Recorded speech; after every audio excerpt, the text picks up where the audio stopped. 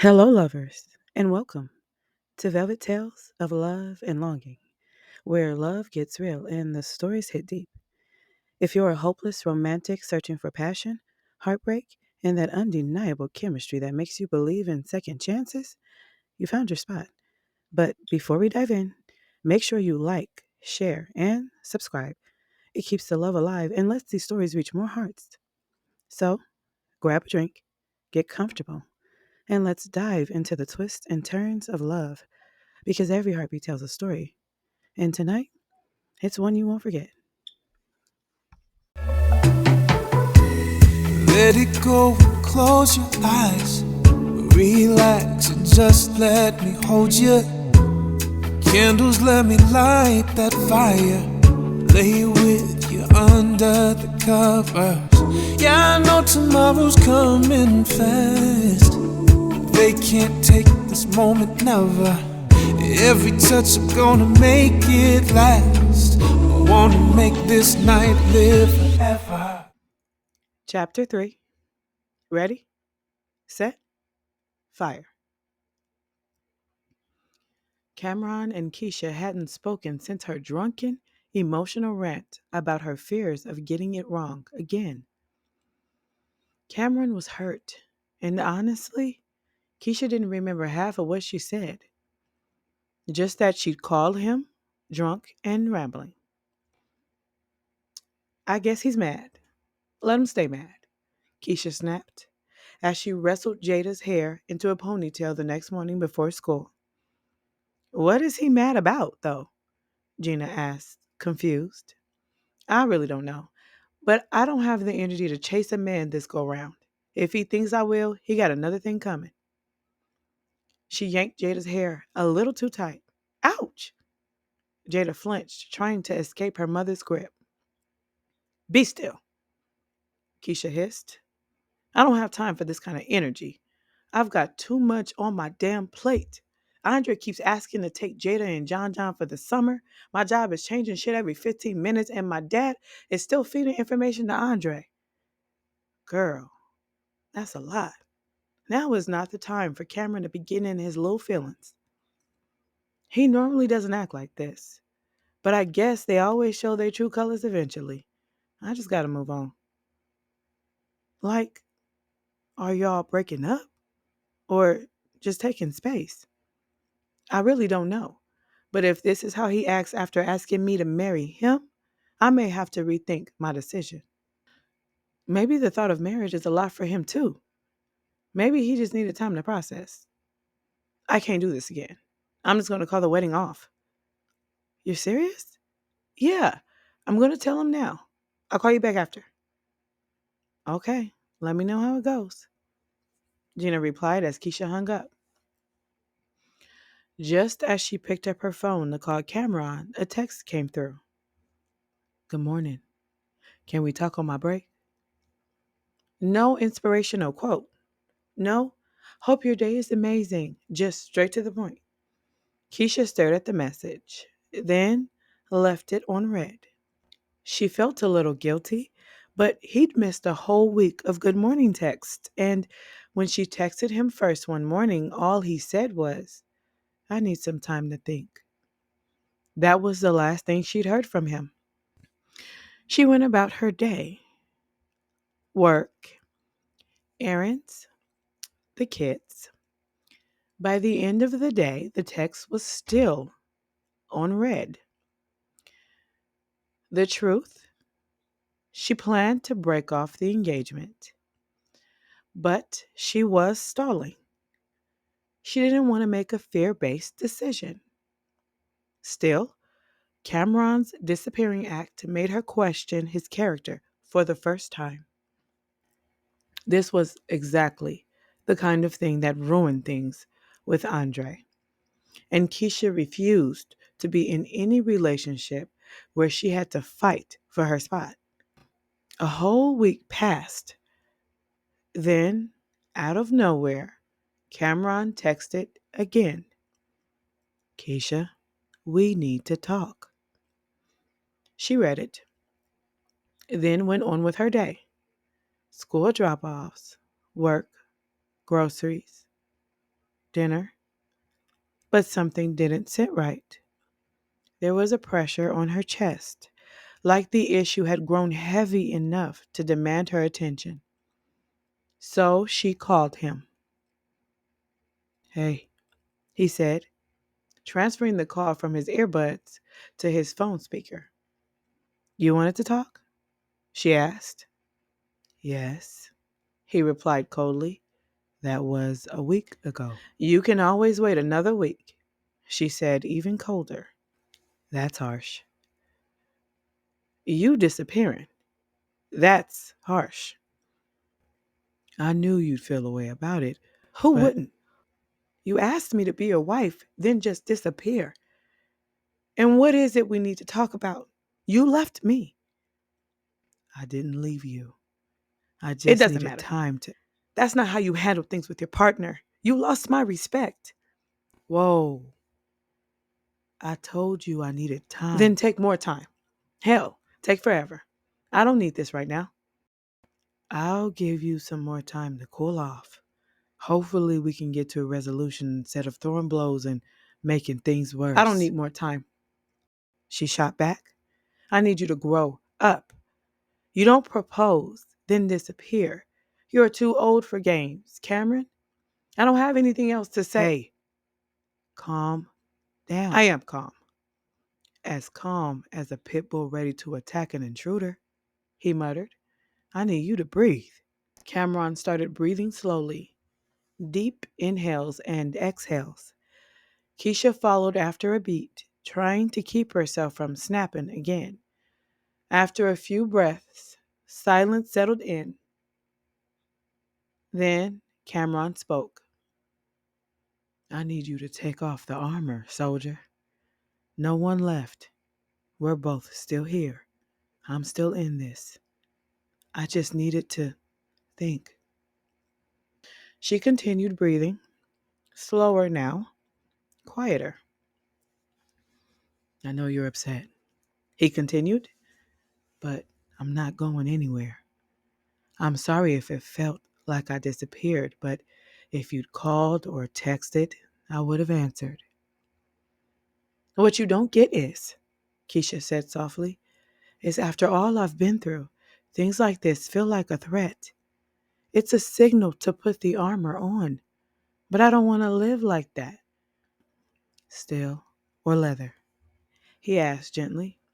"Steel," she whispered. "I can handle the steel, as long as I know the softness is in there, somewhere."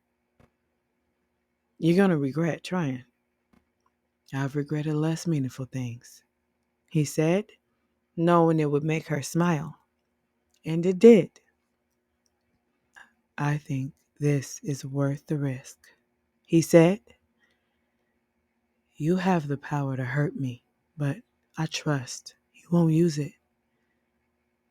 And I want you to know that if you gave me that power, I'd never use it either. I understand why you need armor, baby, but with me, it'll be useless, because I'm not fighting you. I'm fighting for you." Keisha dropped her shoulders and her defenses with that one line. The heavy armor she'd carried since he asked for space disappeared. And just like that, she was mush again. A soft puddle in the center of his palm. God, that man never missed a beat.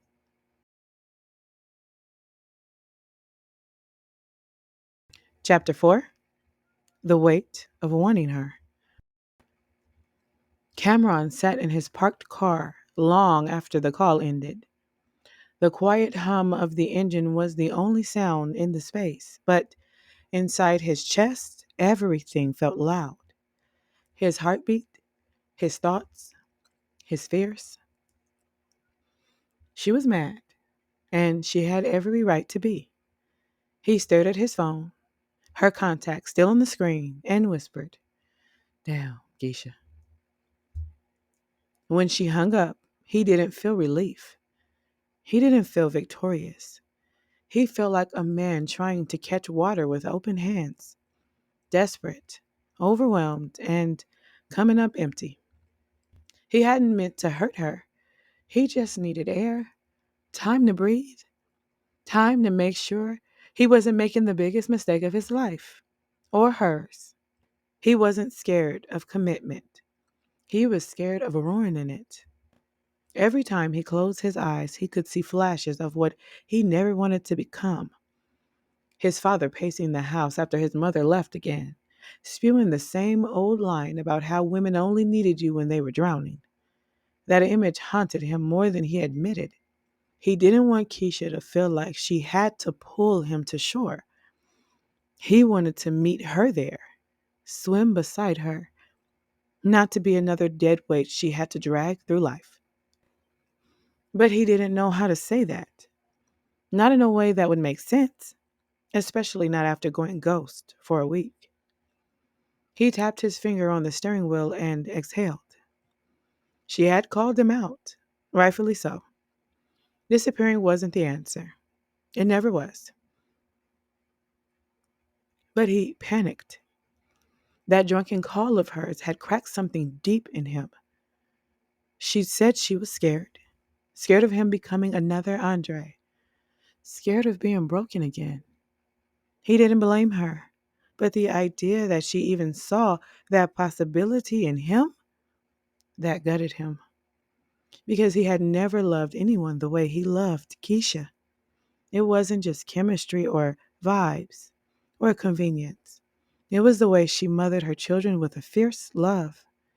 The way she smelled like warm vanilla and quiet strength. The way her laugh made him forget there was ever pain in the world. He didn't love her despite her baggage. He loved her with it. He loved her soft and hard and completely. But now he had to show it.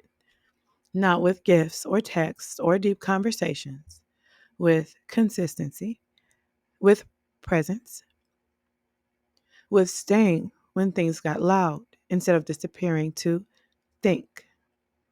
He had fumbled, no question about it, but he hadn't lost her yet, and he would move heaven and earth not to.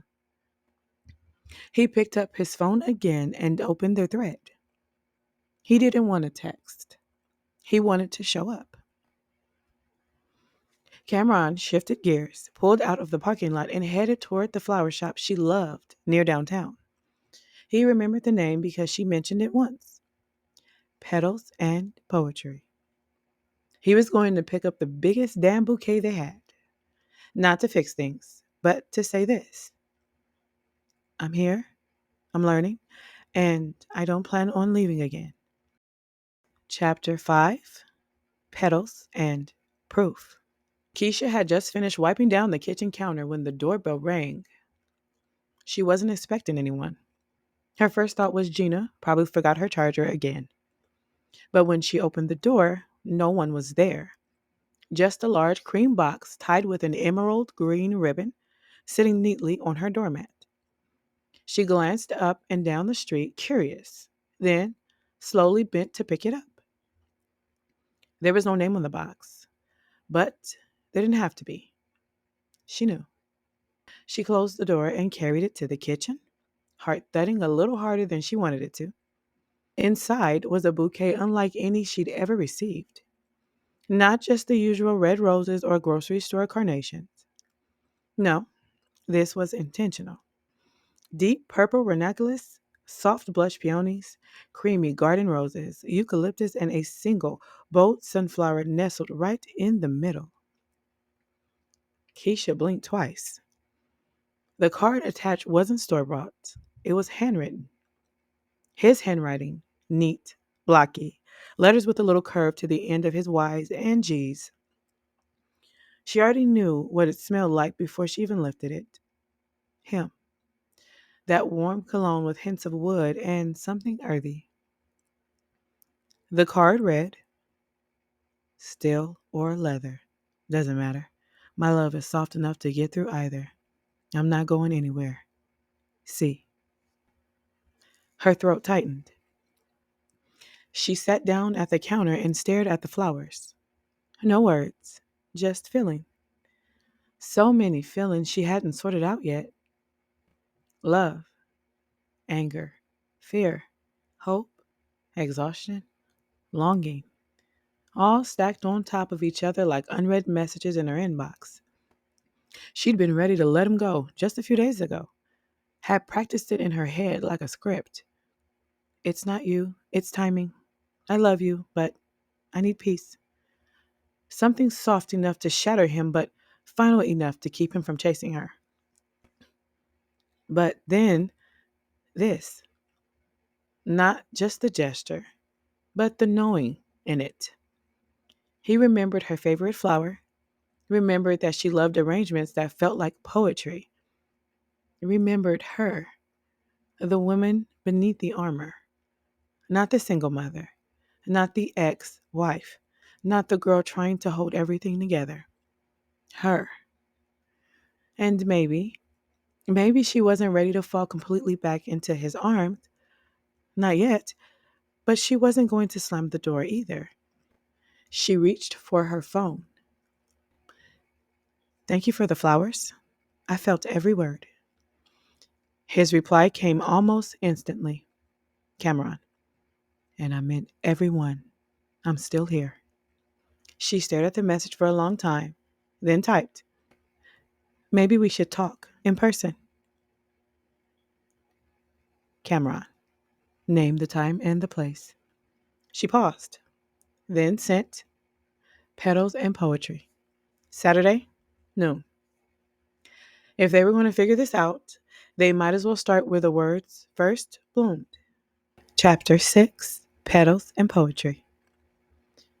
Cameron had arrived 10 minutes early. He always did when it came to her. The bell over the door gave a soft chime as he stepped into Petals and Poetry, the little boutique flower shop that looked like a dream wrapped in petals. The air was filled with notes of jasmine and lemon balm, and he could already feel the edge of his tension dulling. She's in the back garden, the attendant said before he could ask. He nodded, taking the slow walk past buckets of blooms and chalkboard signs etched with quotes like, Love grows here and healing takes root when hearts stay open. He found her seated under a canopy of ivy and wisteria, legs crossed, back straight, expression unreadable. She wore a green dress, the color of growth and new beginnings. Or maybe he was just being poetic again. You're early, Keisha said, not looking up at first. I was afraid if I wasn't, you'd leave. She smirked faintly, then nodded toward the seat across from her. Sit. The quiet between them wasn't heavy, but it wasn't light. It was loaded, unsettled. Cameron broke it first. I appreciate the call. I know you didn't have to do that. I didn't want to keep pretending like nothing happened, she said. But honestly, I don't remember everything I said that night. Just that I called you and felt awful the next morning. He leaned back in his chair, fingers steepled, then dropped his voice. Do you want to know what you said? Her eyes snapped up to his. I'm not sure. You told me you didn't know if you could get married again. You said you were scared that I'd turn into Andre. That you didn't know me, even though it felt like you did. Then you broke down and you cried. You sounded terrified, Keisha. And it wasn't the wine. It was deeper than that. She dropped her gaze to her lap. Damn. I know you don't remember it clearly, but it stuck with me. And I'll be honest, it messed with my head. He paused. I kept asking myself, how can I build a future with someone who's already bracing for me to fail her? She looked up, face open now, soft. Cameron, I'm sorry. He gave a little nod, like he'd been waiting for that, even if he hadn't admitted it to himself. You didn't owe me perfection, but I needed honesty, and I got it. Even if it came slurred between sobs. I've been carrying so much fear that sometimes it leaks out of me before I know it's there. But that night, I was drunk and exposed, and he didn't deserve the weight of my past like that. Keisha sighed, her shoulders lowering. He leaned forward. I didn't disappear because of what you said. I disappeared because I didn't want to become the next scar on your timeline. I needed to check myself, make sure I was steady enough to carry the both of us. I just wish you would have said that instead of vanishing. That felt too familiar. Andre used to do that. Run when it got heavy? I'm not him, Cameron said, firm but gentle. But I get that sometimes the echo of the last man drowns out the voice of the one standing in front of you. She nodded, chewing her bottom lip. And I'm tired of hearing ghosts. He reached across the table and slid his hand over hers. Then, let's get quiet enough to hear each other. No ghosts, no armor. Keisha looked at him, truly looked. I've been wearing armor so long, I don't even remember what soft feels like. You let me in once before, he said. Let me earn my way back. No rushing, no pressure, but I need you to remember I'm not fighting with you. I'm fighting for you. Her fingers tightened around his. I meant what I said on the phone, she whispered. I don't want to keep living behind a wall, but when you pulled away, I panicked. I turned into that version of me I hate, the cold, defensive one, the one who pushes first just to avoid being pushed. You're not her right now. She exhaled. I'm sorry for ignoring your text, for trying to end things in my head instead of bringing my fears to you like a partner should. Cameron's thumb brushed the back of her hand. Thank you for saying that. But I'm still here because I saw the real you in all of that chaos. And I liked her, even scared, even unsure. Keisha's eyes brimmed. I don't want to lose you, but I need to feel safe. Then let's build safety, slowly, brick by brick. She stood up without another word and came around to his side of the table. He rose too, pulling her into a gentle, breath-stilling hug, her cheek against his chest. His hand cradled the back of her neck, and for the first time in weeks, silence felt like healing. Chapter 7. Maybe he's different. I swear, girl, I almost sabotaged the whole thing, Keisha said, pacing the kitchen with a glass of peach juice in one hand and her phone on speaker. I told that man I didn't know if I wanted to marry him, then hung up mid-puke. A mess. Gina gasped dramatically through the phone. Wait, you said that to Cameron? You? On wine? Keisha groaned. I didn't remember saying any of it until he told me. And the worst part is, it was all fear talking. That wasn't even me. That was trauma dressed in Chardonnay. Gina burst out laughing. You are so dramatic, I swear. But you gotta admit, at least you didn't throw the phone in the toilet this time. Gina, I'm being serious, Keisha said, collapsing onto the couch with the throw pillow in her lap. I made him think I was still in love with Andre or something. Like I thought he'd do me the same way. Well, I mean, Gina let the silence hang.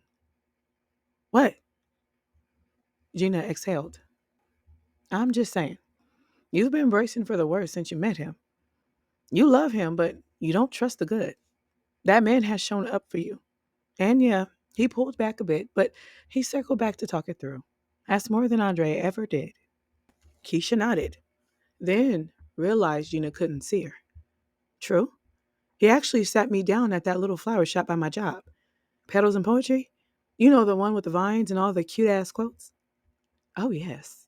The Soft Girl Sanctuary. Continue. We sat out in the garden. He told me everything I said while I was drunk. Didn't sugarcoat it, but he also didn't throw it in my face. He just wanted me to understand how it made him feel.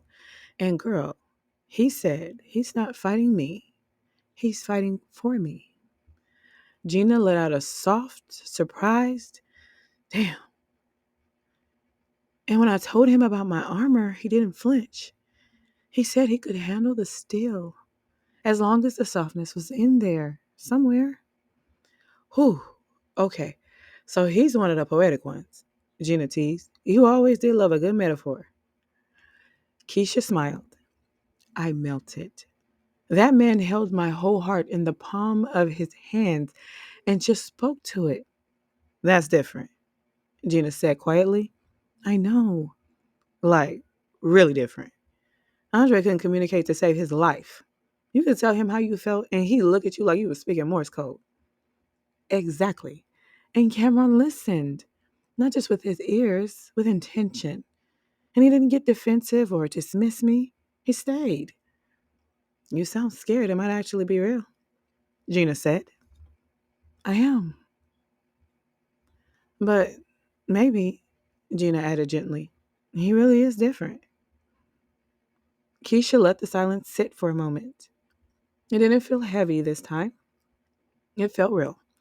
Like maybe she was finally stepping into something she didn't have to shrink inside of. I think it's time to take off the armor, she said softly. Girl, take it off and let it rest. They both laughed. And Keisha? Yeah, let him love you the way he's trying to. You don't have to carry it all by yourself anymore. Keisha's eyes watered, but she blinked them dry before her daughter walked into the room with her backpack half open. I'll try, she whispered. That's all you need to do, Gina said. Try. Chapter 8, Survival Mode. Cameron sat on the edge of his sister's patio, nursing a bottle of craft ginger beer and staring off into the twilight. The soft hum of cicadas buzzed in the distance, mixing with the occasional laughter of kids riding bikes down the block. But his mind was still stuck in that garden with Keisha, stuck on her voice trembling when she said, I don't want to live like that, and the way her eyes softened just before she let her guard down. You all right? His sister Talia asked, stepping out with the blanket tossed over her shoulder and an eyebrow already raised. She didn't wait for him to answer. You don't look all right. Cameron let out a breath. We talked. I mean, really talked. Oh, she said, pulling up a chair beside him and kicking off her sandals. So, what's with the pity face? It was deep, he said. She told me she wears armor because of all she's been through. But she dropped it for a second, Talia. I saw her, not just the strong mama or the boss woman. I saw her. Talia gave a tight smile. I'm happy for you, Cam, but just remember, one moment doesn't mean the battle's over. He turned to her, eyebrows pinched. What's that supposed to mean? It means I'm glad y'all are having deep talks and moonlit apologies, but don't go falling too fast without watching your footing. She sipped her tea and gave him the older sister look, the one that always came with a dose of unsolicited wisdom. She still talks about Andre a lot, doesn't she? Cameron hesitated. Not like that. Not like that, but like something. You know what I mean? Talia leaned forward, voice low. Any woman with 5 kids by a man who hurt that deeply and still brings him up regularly, she's not done untangling herself from that pain. And pain is sticky, Cam. She's not in love with him, Cameron said quickly. I didn't say she was, Talia replied. But don't confuse not in love with not affected. She's still trying to make sense of the damage. That means she's still inside the mess, emotionally. And if you're not careful, you'll become her cleanup man instead of her partner. Cameron sat silently, eyes fixed on a patch of dead grass by his shoe. I'm not saying walk away, Talia added gently. Just don't put your whole heart in her hands while she's still learning how to use her own again.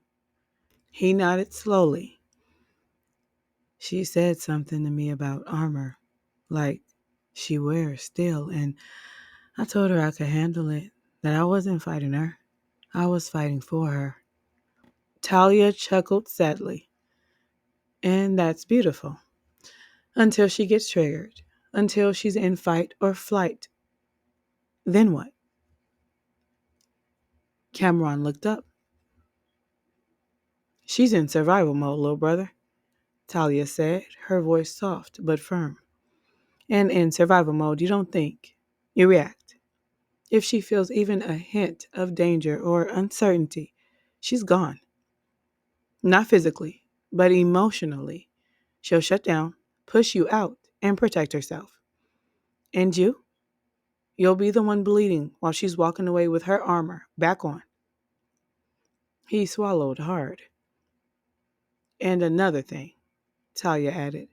I don't mean no harm, but does she even ask about your pain? Cameron blinked. What? Think about it. You told me what she said when she was drunk. How scared she was. How she didn't know you like that. How she was afraid you turned into Andre. You ever notice how it's always his shadow in the room? Never yours. Cameron stayed quiet. She talks like she's the only one with wounds. But Cam, you still healing too. Remember what happened with Lisa? Cameron clenched his jaw slightly at the name. Talia pressed gently. Lisa told you she loved you, let you meet her son, then got pregnant by her ex, and didn't even tell you until she was 5 months in. She let you build a future with her while stuck in her past. You were all in with her, and she wasn't even done grieving that other man. I know, he said, voice low. And what happened after you found out? I left, Cameron muttered. No, she pushed you out, Talia corrected. Made it feel like it was your fault for not understanding, for not being patient enough while she was busy being reckless with your heart. Cameron shifted in his seat. I'm just saying, doesn't this feel a little familiar? Talia asked. The way Keisha talks about Andre, how she assumes you'll become him, how she disappears into herself instead of leaning on you. Cameron didn't answer, but he wasn't blinking either. His face had gone still. Too still. Talia watched him carefully, voiced softer now. Be careful, baby brother. I know you love her, but love with a wounded woman is a battlefield. And you gotta ask yourself, what happens when your pain and her pain crash into each other? Who catches the shrapnel? Cameron looked away, staring out into the dark yard again. She's still in survival mode, Talia whispered. And if she gets triggered, you'll be the one bleeding, not her. The night got real quiet after that. Cameron didn't respond. He just leaned back in his chair and stared up at the stars. Stars that now looked a little less romantic and a little more like warning lights blinking in the distance. And for the first time since meeting Keisha, he wondered if maybe, just maybe, Talia wasn't wrong. If you felt every heartbeat, every tear, and every kiss tonight, don't leave without showing some love. Like, subscribe, and share this story with someone who believes in love's messy, beautiful journey. There's more passion, more heartbreak, and more unforgettable tales coming your way right here on Velvet Tales of Love and Longing. Until next time, keep loving, keep longing, and remember, every heartbeat has a story. Good night, lovers.